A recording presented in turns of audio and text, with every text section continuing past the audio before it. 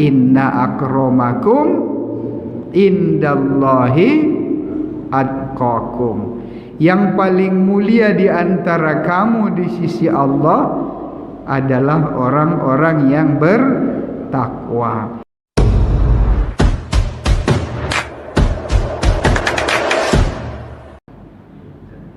Bismillahirrahmanirrahim. Assalamualaikum warahmatullahi wabarakatuh.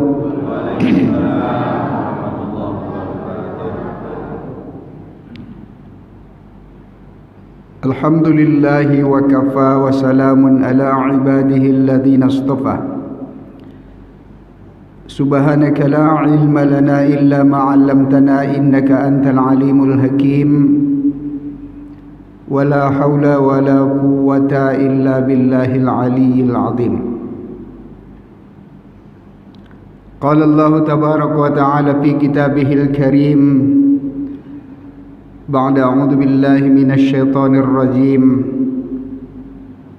إن الذين يخشون ربهم بالغيب لهم مغفرة وأجر كبير.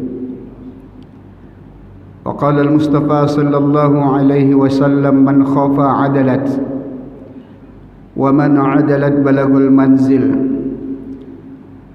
ألا إن سلعة الله غالية ألا إن سلعة الله الجنة. وقال المصطفى صلى الله عليه وسلم سبعة يظلهم الله في ظله يوم لا ظل إلا ظله. Rajulun da'athu imra'atun dhata nasabin wa jamalin faqala inni akhafullah. Sadaqallah wa sadaqa rasulul nabiyul karim. Saudara-saudaraku seiman semuanya yang saya muliakan, wabil khusus semua takmir Masjid Baitus Salam,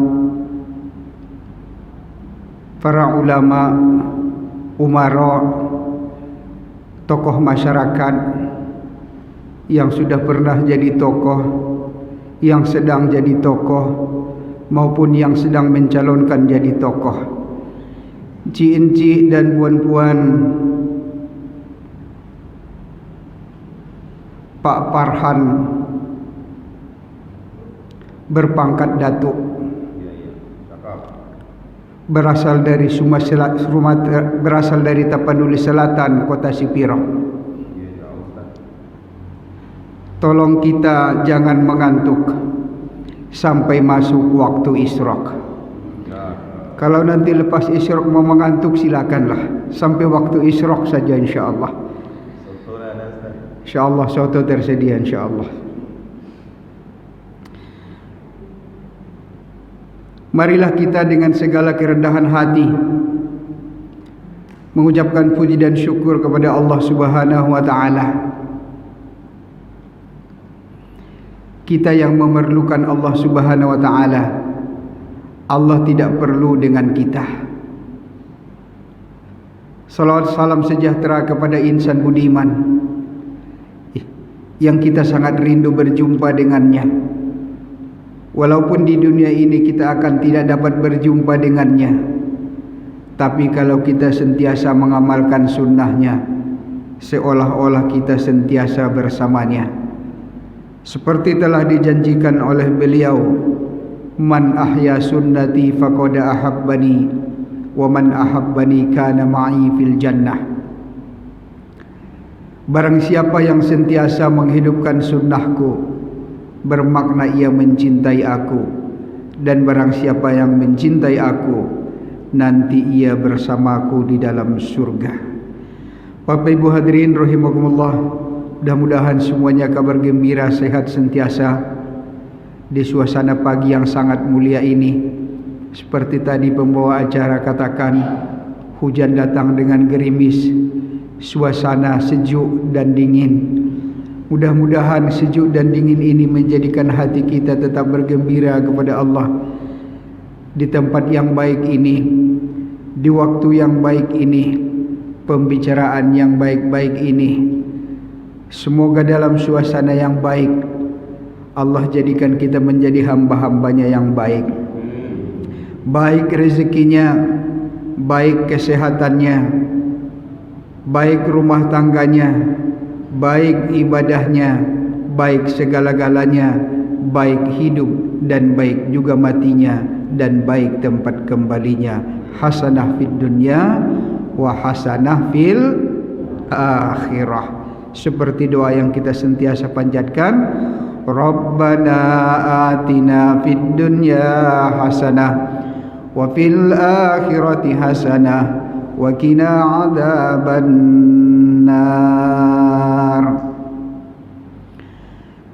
Jadi untuk dapatkan hasanah fid dunya dan hasanah fil akhirah, syaratnya adalah menjadi orang yang bertakwa. Takwa ini adalah identitas seorang muslim. Seperti seorang mahasiswa, dia punya identitas, ada kartu mahasiswanya. Kalau ada kartu mahasiswa, itu kita tidak ragu lagi bahwa dia adalah seorang mahasiswa. Kalau dia pakai jaketnya, jaket mahasiswa, itu belum tentu dia mahasiswa. Sebab jaket itu boleh dipinjam-pinjamkan. Tapi kalau kartu itu ada gambarnya, ada data-datanya, tidak boleh tertukar. Seorang polisi, kita tahu dia polisi, walaupun dia misalnya intel, rambutnya panjang, dia berjanggut. Hati-hati intel sekarang ini. Kita kan kadang dia mendorong-dorong, dia jual es apa semua. Itu intel tuh.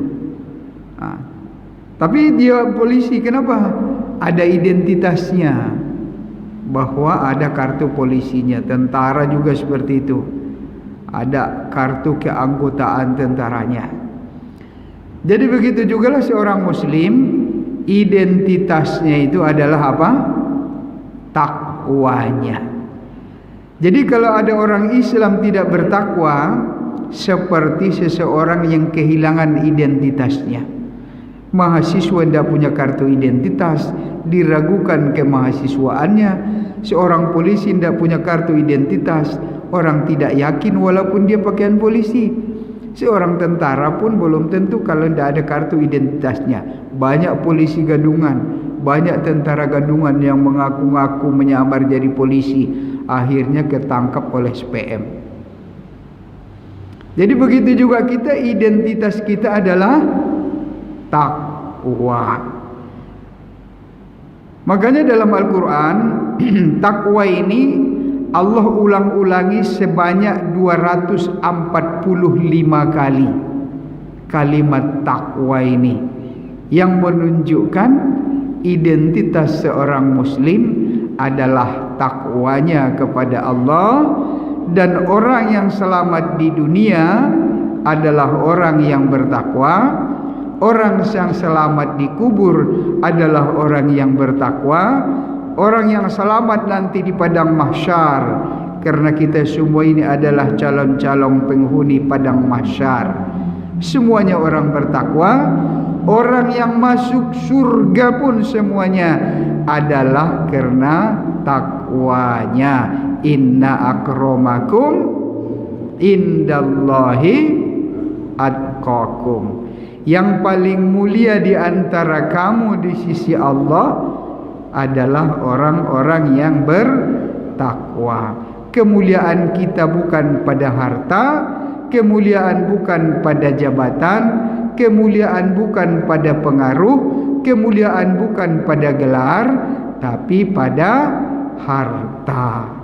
Gelar yang tinggi akhirnya berakhir dengan gelar almarhum. Semua kita nanti akan bergelar almarhum, bapak-bapak dan ibu-ibu gelarnya almarhumah. Walaupun sekarang ini belum disematkan itu nama. Dulu nama kita itu disematkan namanya masing-masing. Sammaituka wa sammaina ka wa sammakallah ismuka fulan bin fulan. Nanti kalau sudah mati tidak payah disemat-sematkan lagi, langsung spontan gelar itu, almarhum Allah yarham, Allah yarhamah kalau perempuan. Sebesar apapun rumah kita, semewah apapun rumah kita, ujung-ujungnya kita sama nanti rumahnya tipe 2x1. Apa? Kubur. Sehebat apapun, semahal apapun, semewah apapun kita punya mobil, ujung-ujungnya mobil yang terakhir adalah mobil jenazah. Secantik apapun kita punya pakaian, semahal apapun kita punya pakaian, ujung-ujungnya pakaian kita sama, kain kapan. Berbedanya kita karena apa? Karena takwanya. Di mata Allah tidak berbeda hidung mancung dengan hidung pesek,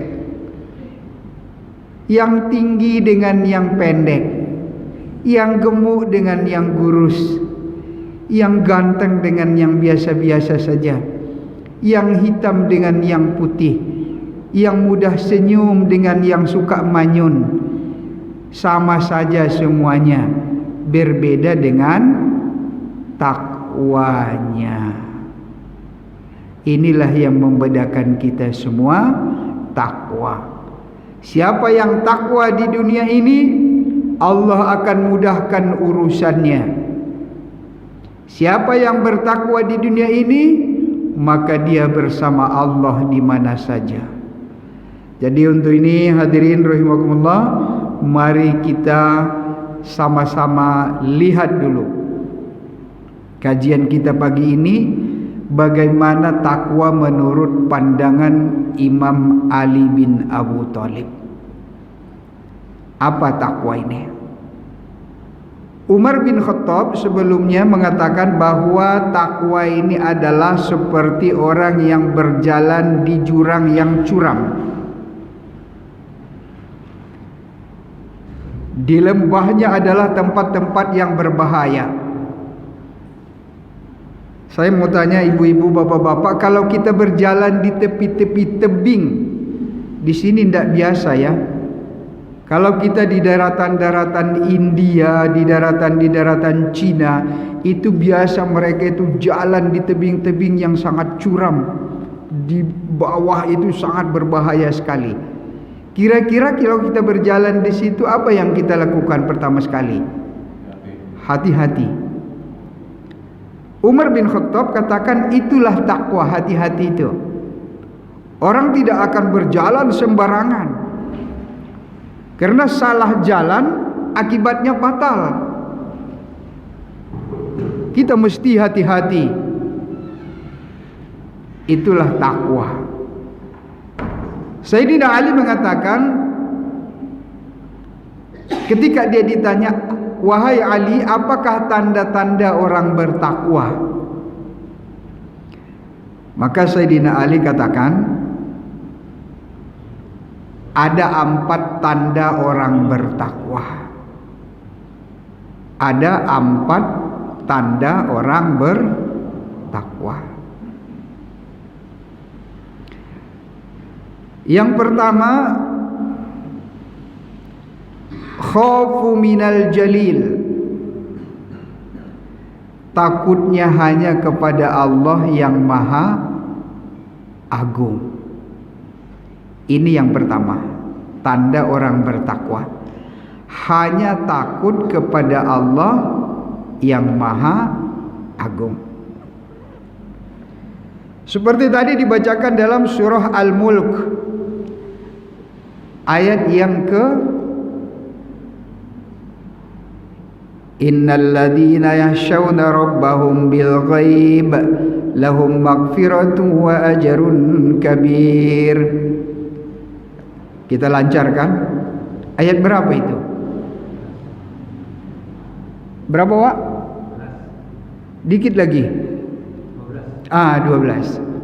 Weh, justru Wak yang hafal, luar biasa Wak ini. Jadi kalau mau tanya berita Palestin, tanyalah Wak. Hafal Wak tu berita Palestin tu. Ayat yang ke-12, innal ladzina yakhshawna rabbahum, sesungguhnya orang-orang yang takut kepada Tuhan mereka, bil ghaibah, yang mereka itu yang tidak mereka dapat lihat, lahum maghfiratu wa ajrun kabir, bagi mereka adalah ampunan dan pahala yang besar. Saudara-saudara, dalam Al-Quran ada dikatakan innama yakhshallahu min ibadihil ulama, hanya saja yang takut kepada Allah hamba-hambanya yang ulama. Ulama itu adalah plural daripada kalimat alim. Alima artinya berilmu, itu pluralnya. Ulama, alima dia adalah singularnya, mufradnya. Kalau ulama pluralnya, kata jamaknya. Kalau alima berilmu, artinya satu orang yang ilmunya juga tidak banyak. Tapi kalau ulama, orang yang banyak ilmu. Innama yakhshallah min ibadihil ulama, sungguhnya yang hanya takut kepada Allah hamba-hambanya yang ulama. Sekarang pertanyaannya, tapi kadang-kadang kita lihat justru orang yang ulama, profesor hadis, doktor tafsir, orang banyak ilmunya, justru masuk penjara karena korupsi. Orang yang ulama, yang terkenal ilmunya di kampung, digelar profesor di wilayahnya, tapi tidak pernah nongol ke masjid, tidak pernah sholat berjamaah. Ilmunya banyak, ngisi kajian di mana-mana, setiap hari muncul di TV, fatwanya luar biasa, hafal hadisnya beribu-ribu, Al-Quran di kepalanya, ahli daripada tafsir, tetapi tidak mau bermasyarakat. Apa sebetulnya maksud daripada Al-Quran? Hanya saja yang takut kepada Allah daripada ulama. Tapi ada juga ulama yang tidak takut kepada Allah. Banyak juga yang korupsi, banyak juga yang berbohong. Jadi pengertian ulama di sini adalah orang yang ulama itu ada dua. Satu ulama su', satu ulama hasanah, satu ulama yang tidak baik. Kalau saya mendefinisikan pengertian ulama di sini adalah hanya saja yang takut kepada Allah ialah orang-orang yang Allah kenalkan kebesaran Allah kepadanya. Walaupun dari segi ilmu agamanya tidak banyak, tapi makrifatnya kepada Allah, Allah berikan makrifat kepadanya, maka inilah yang dimaksud orang yang takut kepada Allah. Banyak ulama yang tidak takut kepada Allah. Jadi yang ulama di sini adalah orang yang Allah kenalkan keagungannya kepada Allah. Kalau benda-benda yang kita lihat, kita boleh takut. Tapi kalau benda yang kita tidak lihat, kita tidak takut. Jadi makanya dalam tadi itu,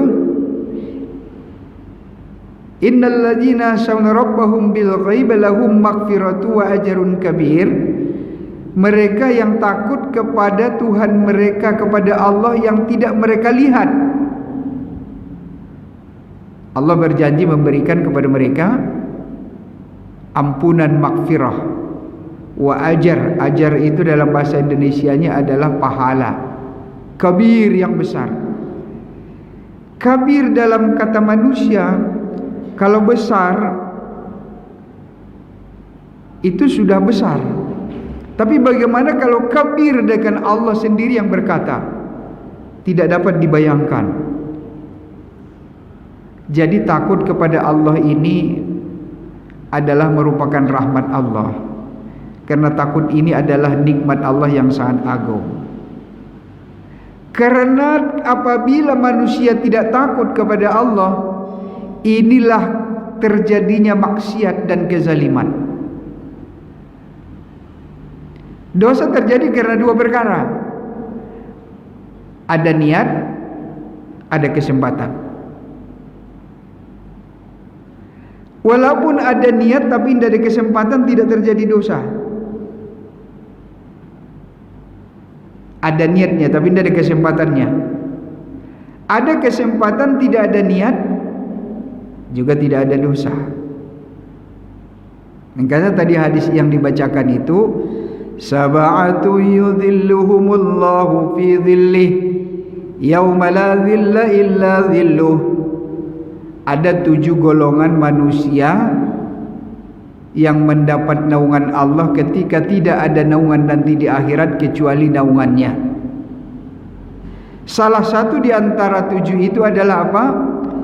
Rajulun, seorang lelaki. Da'at imra'atun, diajak oleh seorang perempuan berbuat jahat. Perempuannya bagaimana kata Nabi? Zata nasobin. Perempuannya itu mempunyai pengaruh orang kaya. Wa jamalin, cantik lagi. Masya Allah. Jadi perempuannya kaya, berpengaruh, cantik, datang pada seorang laki-laki, diajak berbuat maksiat. Maka laki-laki ini bilang, faqala inni akhafullah, saya takut kepada Allah. Ini orang yang bertakwa. Ini susah ini kejadian seperti ini. Kalau biasanya datang sendiri, kadang-kadang kan kebiasaannya kan biasanya mencari. Ini datang sendiri. Datang perempuan untuk mengajaknya berbuat maksiat. Malah dibilangnya, ini keberkahan tahajud saya ini 2 malam lepas ini. 2 malam lepas kebetulan dia tahajud, datang perempuan mengajak berbuat maksiat, dibilangnya keberkahan tahajud. Itu bukan keberkahan tahajud, itu ujian tahajud. Angkanya hati-hati kita kalau kita bertambah takwa, ujiannya banyak. Setelah dia rajin ke masjid, mohon maaf, yang tidak pernah senyum pun ada. Orang baru pindah dari Bandung beranak 1, suami tidak ada. Kalau istilah di Bandung mah, buah rimbang, buah rambutan, janda kembang jadi rebutan. Tidak pernah senyum, tiba-tiba dia lewat, senyumnya pun lain. Itu bukan keberkahan selalu datang ke masjid, itu ujiannya datang ke masjid. Jangan salah. Aku kemarin baru khatam Al-Quran, tiba-tiba saya lewat, ibu itu senyum kepada saya, katanya. Itu bukan karena keberkahan khatam, ujian khatam itu. Sudah datang perempuan yang kaya, yang berpengaruh, mengajak berbuat maksiat. Biasanya kan buah manggis, buah rambutan, ada yang manis jadi rebutan. Ini tidak direbut, datang duluan. Datang duluan. Dan dia bilang apa? Inni akhafullah, saya takut kepada Allah. Kira-kira ada lagi tidak orang yang seperti itu sekarang?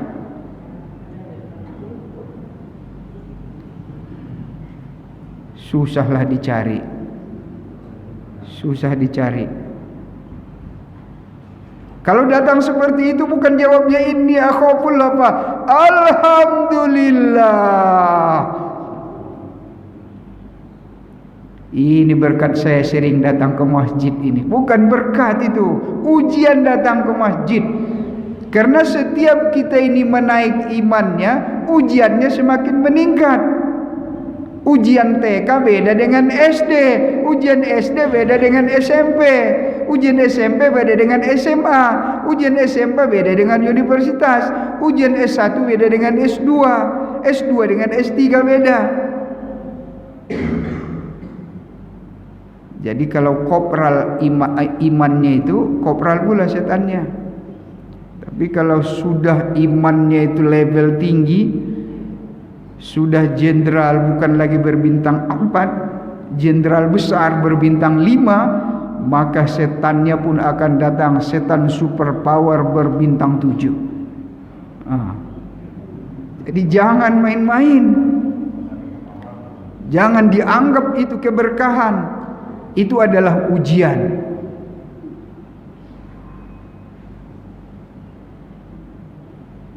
Inni akhafullah, katanya, takut kepada Allah.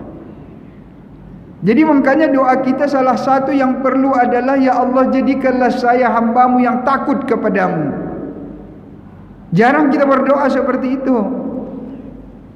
Karena rasa takut ini adalah nikmat daripada Allah. Orang berani berbuat maksiat, orang berani menistakan agama, itu karena tidak ada takutnya kepada Allah. Walaupun hebatnya datang, dikatakan dalam Al-Quran, seandainya datang penceramah, datang daripada golongan malaikat, orang yang dikubur akan berbangkit, juga hatinya tidak terpengaruh kepada dakwah itu. Kenapa? Karena rasa takutnya tidak ada kepada Allah. Berlindung kita kepada Allah kalau rasa takut kita ini dicabut oleh Allah. Bermohon kita kepada Allah supaya rasa takut kita ini tetap diistiqomahkan sampai kita berjumpa dengan Allah. Karena orang yang takut kepada Allah di dunia, nanti dikubur Allah lepaskan rasa takut. Tidak ada lagi takutnya. Di mahsyar pun Allah bebaskan rasa takutnya, karena dia sudah takut dulu di dunia. Tapi ada hadis padang bolak. Bapak Ibu tahu padang bolak? Padang bolak tahu? Sibuhuan tahu? Wah, ini macam tak pernah jalan, ini baru balik saja ini daripada Bengkalis ini. Masa padang bolak tidak tahu, Sibuhuan tidak tahu, Sipirok baru balik juga dulu dari Sipirok. Katakanlah Sipirok, di sana itu kan bermarga itu. Ini katakanlah hadis Sipirok, Pak. Hadis Sipirok itu tidak jelas perawinya dan hadisnya pun tidak jelas, kata orang lah. Di sana itu ada marga regar, ya. Tahu marga regar? Katanya kalau kawin dengan boru regar lepas siksa kubur. Macam mana pula Ustaz boleh lepas siksa kubur? Karena kawin dengan boru regar dia sudah banyak tersiksa di dunia. Jadi kasihan malaikat, jangan lagi siksa itu, sudah banyak tersiksa dulu. Ini guyon sajalah. Tapi kalau sudah dia takut kepada Allah di dunia, Allah haramkan takut di dalam kubur. Ketakutan manusia pada puncaknya, sepuncak-puncaknya, awal ketakutannya ketika hari pertama di dalam kuburnya. Makanya kita ini kematian bapak, ibu, anak, saudara, maka hari pertama itu adalah hari-hari yang sangat mengguncangkan keluarga kita, diri kita nanti kalau sudah di dalam kubur. Pertanyaan-pertanyaan akan dijejal kepada kita. Selain pertanyaan-pertanyaan yang sudah dibocorkan oleh Nabi, man rabbuka, man nabiyuka, ma imamuka, ma dinuka, ma kibilatuka, man ikhwanuka, ditanya lagi banyak pertanyaan-pertanyaan di kubur nanti. Hari yang sangat mengguncangkan. Yang takut kepada Allah, maka di sana Allah lepaskan takutnya. Karena apa? Orang yang takut kepada Allah secara otomatis dia sudah jaga perintah Allah Subhanahu wa taala. Makanya dikatakan man khofa adalat, siapa yang takut kepada Allah, maka dia akan berjalan di malam hari dengan segera. Artinya apa? Dia tidak berjalan di ujung malam. Kalau dia berjalan di awal malam, dia akan cepat sampai. Kemudian kalau berjalan di awal malam, kekuatan masih ada. Artinya apa? Dia tidak membuang-buang masa untuk taat kepada Allah dengan segera mungkin. Wa man adalat balagol manzil. Kalau dia berjalan di awal malam, dia akan sampai tujuan dengan cepat. Ala inna sil'atallahi ghaliyah. Karena harta dagangan Allah itu mahal. Ala inna sil'atallahil jannah. Karena harta dagangan Allah itu ialah surga. Karena Allah telah memberi diri harta orang beriman dengan surga. Bapak Ibu hadirin rahimakumullah. Sayyidina Ali bilang, tanda orang yang bertakwa pertama sekali takutnya hanya kepada Allah. Makanya tugas setan itu yang paling banyak apa? Menakut-nakuti kita ini jadi miskin. Itu tugas setan, merusak akidah kita, merusak kekhawatiran kita dengan rezeki. Padahal ayat rezeki Allah bagi dengan begitu banyak. Wa ma min dabbatin fil ardi illa 'alallahi rizquha. Tidak satu pun makhluk di bumi ini, baik manusia baik hewan, kecuali Allah telah menjamin rezekinya. Allah sudah atur rezeki kita semua. Ibu, kerbau besar, perutnya 30 kali besar daripada perut manusia. Kerbau. Tapi tidak satu pun kerbau pening kesusahan karena musim kemarau rumput tidak ada. Kerbau tetap kenyang. Padahal yang dia pikirkan apa? 30 kali lebih besar dari perut manusia. Dan kerbau tidak ada ijazah, tidak ada tamat SD, tidak ada tamat SMA. Tapi tidak pernah pening dengan rezekinya. Naasnya manusia ini sudah sarjana, bahkan S2, S3, susah, bingung, ragu dengan rezekinya. Takut. Ini kerja setan, menakut-nakuti kita jadi miskin. Akhirnya dibilangnya, lah udahlah tanda tangan sajalah. Ini kan masih mau jadi S2 lagi, 2 orang lagi. Kau pun nanti masa depanmu itu kan orang sedang menawarkan kebun dengan kau. Tanda tangan sajalah, ada modal. Itu tugas setan. Banyak setan yang menggoda seperti itu. Banyak manusia ini terjerumus karena kekhawatiran rezeki. Itu adalah tugas setan, menakut-nakuti. Takut kita dengan makhluk, kita jauh darinya. Kalau kita takut dengan Allah, kita mendekat kepadanya. Semoga nikmat takut ini Allah kekalkan kepada kita sampai kita nanti berjumpa dengan Allah Subhanahu wa taala. Berlindung kita kepada Allah daripada rasa takut yang dicabut. Kenapa bila sudah Allah cabut rasa takut, maka semua maksiat pun akan terjadi. Tidak takut lagi berbuat dosa, tidak takut berbohong. Orang yang takut fi sirri wa alaniyah, baik ya sembunyi-sembunyi, baik ya terang-terangan, tidak berani berbuat maksiat karena merasa Allah sentiasa bersamanya. Ini yang pertama. Kemudian Sayyidina Ali bilang tanda takut yang kedua itu apa? Al-amalu bit-tanzil. Beramal dengan apa yang Allah perintahkan. Karena ada manusia ini beramal sesuai dengan kehendaknya. Apalagi sudah ada grupnya, golongannya, mereka rekayasa dengan ilmu pengetahuan mereka. Mereka berani menetapkan hukum. yang mereka hanya mengambil istimbat daripada pemikiran mereka yang kurang daripada persyaratannya. Makanya jangan main-main dengan hukum ini.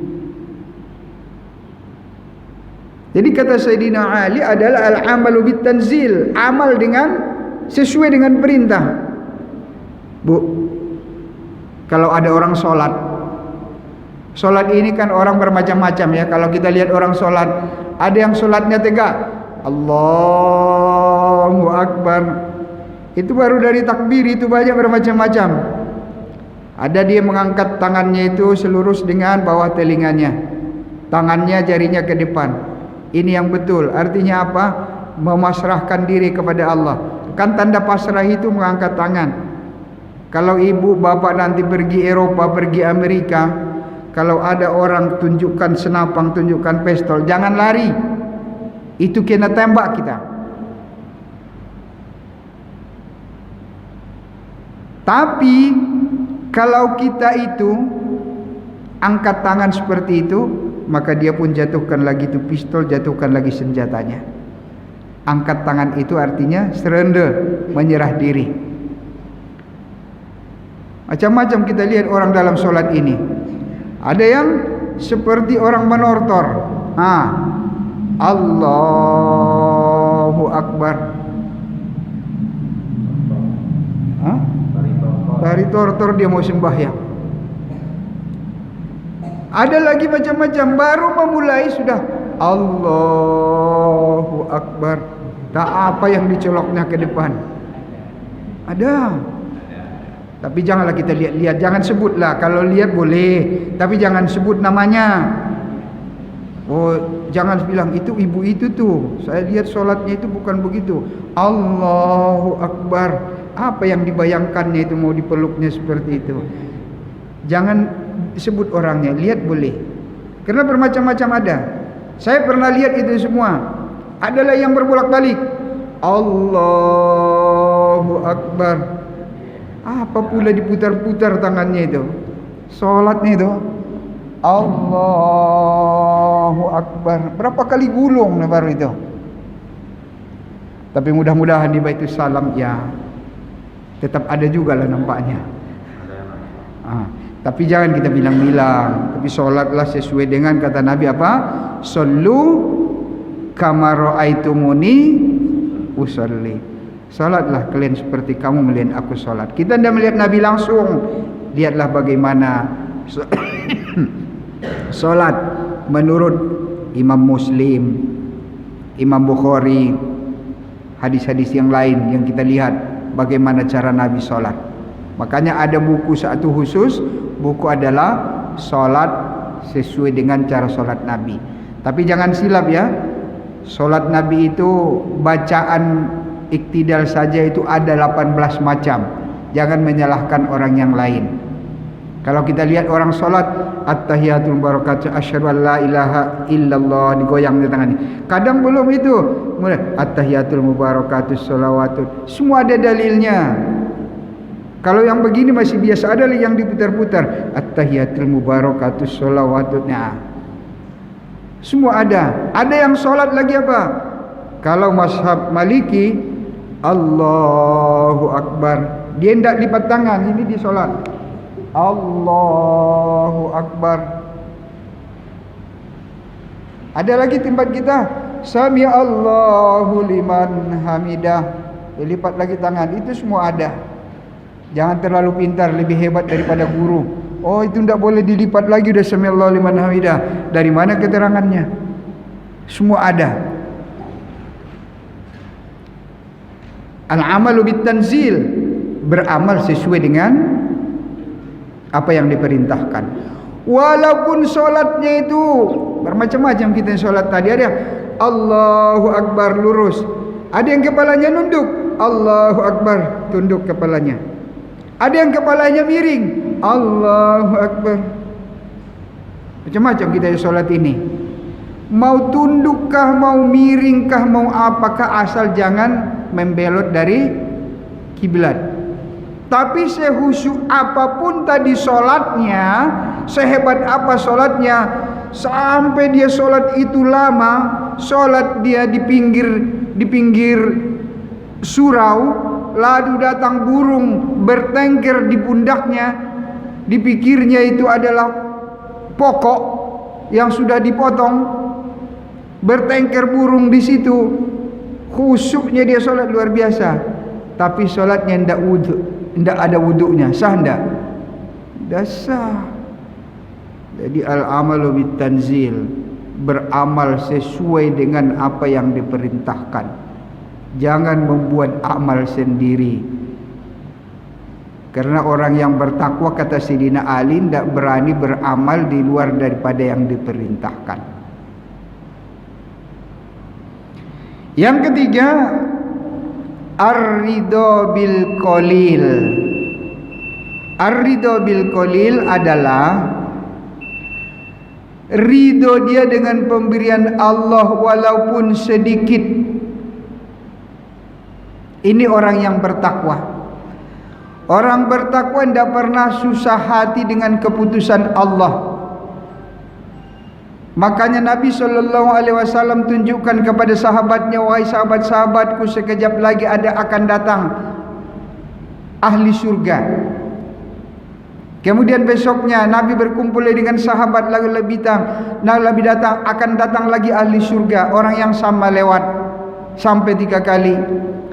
Singkat cerita, setelah diteliti, ahli surga ini yang dibilang Nabi tidak ada amalannya yang istimewa. Ternyata satu amalnya. Apa itu? Tidak pernah hatinya cemburu dengan kekayaan yang dimiliki oleh orang lain yang lebih keadaannya daripadanya. Dia ridho pemberian Allah. Karena keridoan kepada ketetapan Allah, inilah hakikat iman yang paling tinggi. Ini hakikat iman yang paling tinggi. Ridho terhadap pemberian Allah. 100 tahun lepas melihat wajah-wajah yang ada di sini, kita ini belum datang ke dunia.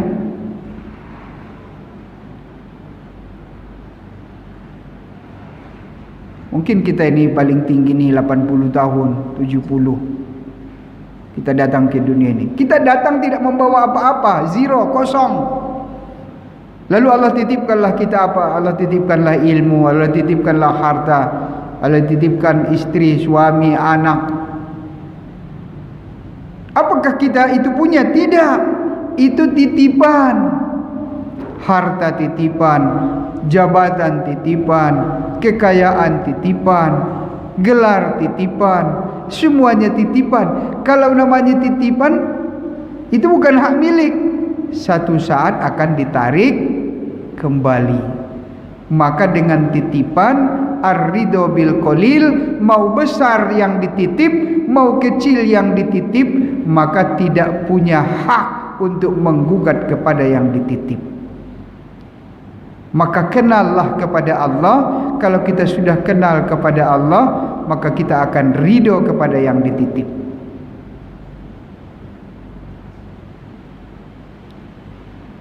Syaratnya supaya ridho apa? Pertama kali, kenal kepada Allah.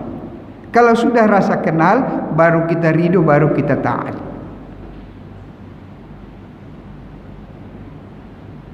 Ibu, saya dulu waktu kecil di kampung itu, saya masih ingat, ada dulu seorang ibu ketika dia pergi ke sawah, maka beruknya lepas. Ibu tahu beruk? Beda dengan monyet ya. Kera. Kalau beruk itu yang suka memanjat kelapa. Di kampung itu ada orang punya beruk memanjat kelapa. Satu hari beruknya lepas. Maka orang-orang pun mau menangkapnya, lari beruknya. Tidak ada yang berhasil, lari dari pohon satu, lari ke pohon lain. Saya lihat sendiri waktu saya kecil. Pulanglah ibu itu dari sawah. Ibu itu udah tua. Maka orang bilang, "Bu, beruk ibu lepas." Di mana? Di sana, di pohon mangga. Apa yang dia buat? Saya lihat dia bawa pisang kepok 1 biji. Datang dia, kenapalah kau lepas aku di sawah? Tidak ada yang bagi makan kan? Ini. Dia tunjukkan pisang kepok tu, turun monyet tu, turun beruk tu. Langsung dia gendong beruk itu, dia bawa balik ke rumahnya. Kenapa? Beruk itu sudah sayang, sudah kenal dengan dia. Lalu beruk itu taat kepadanya. Kita ini kalah dengan beruk. Sudah kenal dengan Allah, sudah diperkenalkan lagi Allah, tapi kita tidak mau taat kepada Allah. Kalah kita imannya dengan beruk. Ya sudah, saudara yang dimuliakan Allah Subhanahu wa taala. Yang terakhir, isti'dad liyaumir rahil. Kata Sayyidina Ali, tanda orang bertakwa yang keempat adalah persiapan kepada hari kebangkitan. Al-isti'dad, persiapan liyaumir rahil, pada hari selepas daripada dunia. Bapak hadirin rahimakumullah, melihat wajah-wajah kita yang ada di sini, saya yakin tidak ada yang 100 tahun yang akan datang kita akan ada lagi di dunia ini. Pasti dan pasti dan pasti. Kita tidak ada lagi di sini. Di mana kita ini semua? Kita ini adalah sudah di kuburnya masing-masing. Tidak ada yang terlepas daripada kubur, tidak ada yang terlepas kita ini daripada maut. Orang yang bertakwa adalah orang yang mempersiapkan hari kelepasannya daripada dunia. Isti'dadnya, isti'dad, persiapannya, kelepasannya daripada dunia selepas dunia ini fana nanti. Hadirin yang dirahmati Allah Subhanahu wa taala, ini dunia sudah di ujung ini. Dunia sudah di ujung, tanda-tanda sudah banyak. Kalau tanda-tanda kecil hampir sudah semuanya. Ini perang yang ada di Palestina. Walaupun katanya sudah gencatan senjata, tapi ternyata Israel masih menggempur Gaza juga. Ini termasuk tanda-tanda hari kiamat. Keadaan Nabi sallallahu alaihi wasallam dulu bilang bahwa tidak terjadi hari kiamat sebelum terjadi peperangan antara orang beriman dengan orang-orang Yahudi. Itu sudah mendekati, itu final, tanda-tanda kecilnya itu. Mau turun tanda besarnya itu. Kalau di Arab sudah jelas, semeng hijaunya Arab. Dulu belum mengerti sahabat-sahabat, gunung-gunung berlobang kata Nabi. Sekarang ini sudah banyak jalan-jalan terowongan, gunung-gunung sudah dilobangi.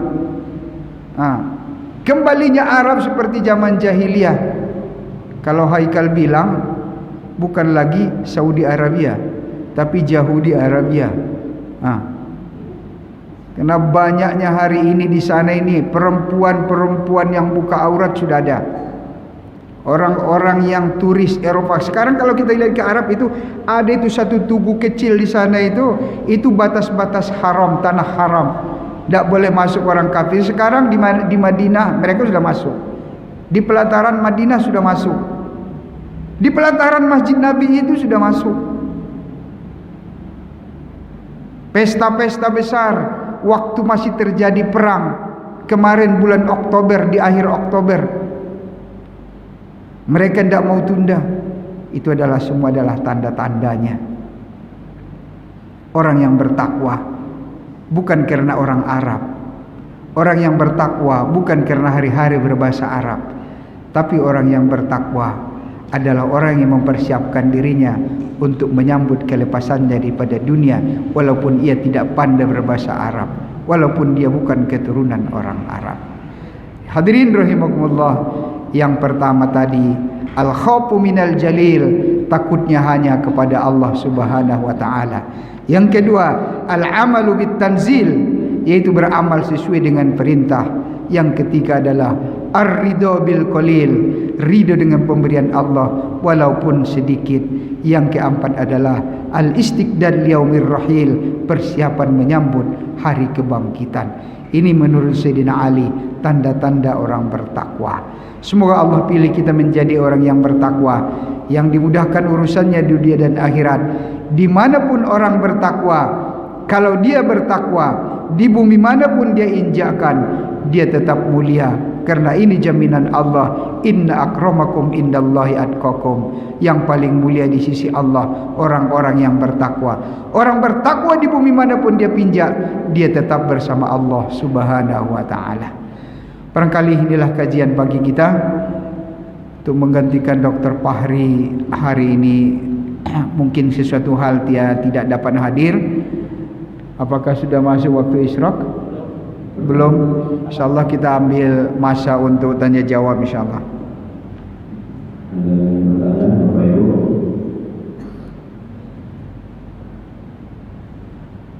Silakan ibu-ibu.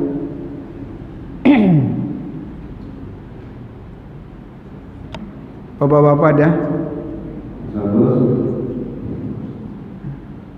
Nggih, ibu-ibu? Ada. Kalau tidak ada, berapa menit lagi? 3 menit lagi. Ada bertanya? Silakan Bu. Tolong bagi itu.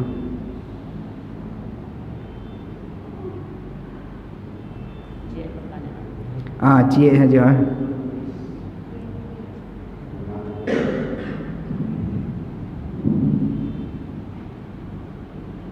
Assalamualaikum warahmatullahi wabarakatuh. Waalaikumsalam warahmatullahi wabarakatuh. Ada yang bisa tanyakan Ustaz? Iya Bu. Itu mengenai keras itu apa pengertiannya itu Ustaz? Dengan ketakwaan apa perbedaannya dengan ketakwaan mohon penjelasan. Apa tadi Bu? Takwa dengan ketakwaan apa perbedaannya mohon penjelasan. Satu takwa, satu lagi? Ikhlas. Oh ikhlas. Ya. Masya Allah. Ikhlas kan? Mikrat. Ya. Misalnya Isra Mikrat gitu ya.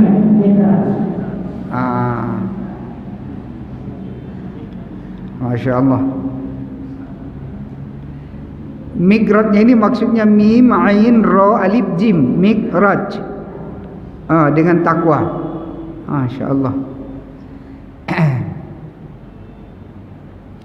Simpel saja, waktunya singkat. Takwa ini artinya kalau dalam bahasa kita ini adalah hati-hati.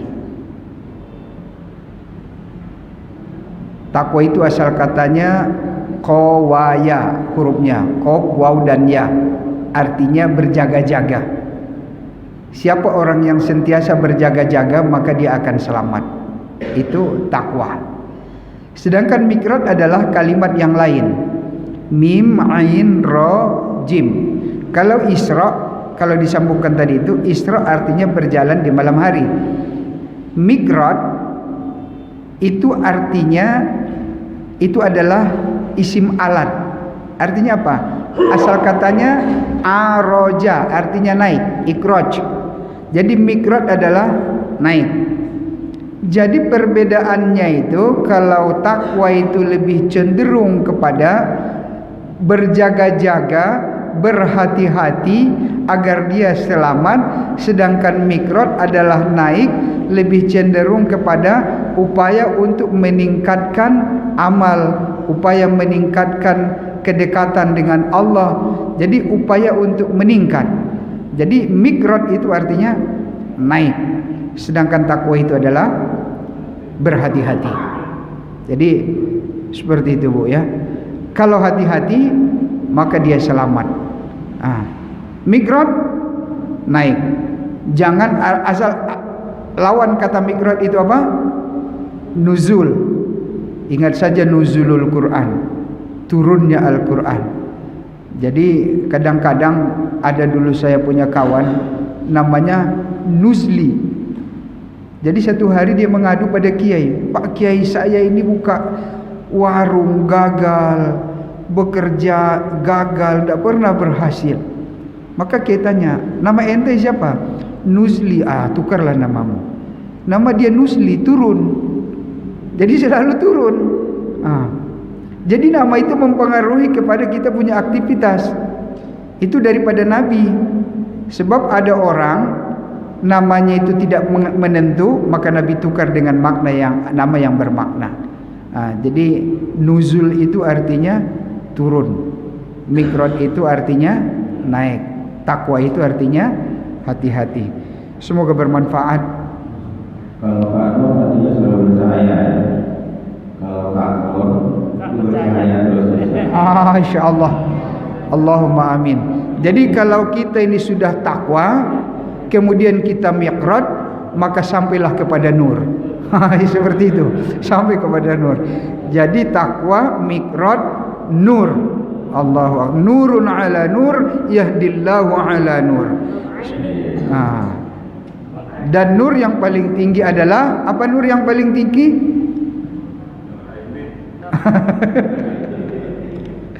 Nur yang paling tinggi adalah hakul yakin. Kalau baru pertama kali ainul yakin, nurul yakin, ainul yakin, baru hakul yakin. Nurun ala nur, yahdillahu ala nur. Subhanallah bihamdihi, subhanakallahumma bihamdika, asyhadu an la ilaha illa anta, astaghfiruka wa atubu ilaik. Assalamualaikum warahmatullahi wabarakatuh.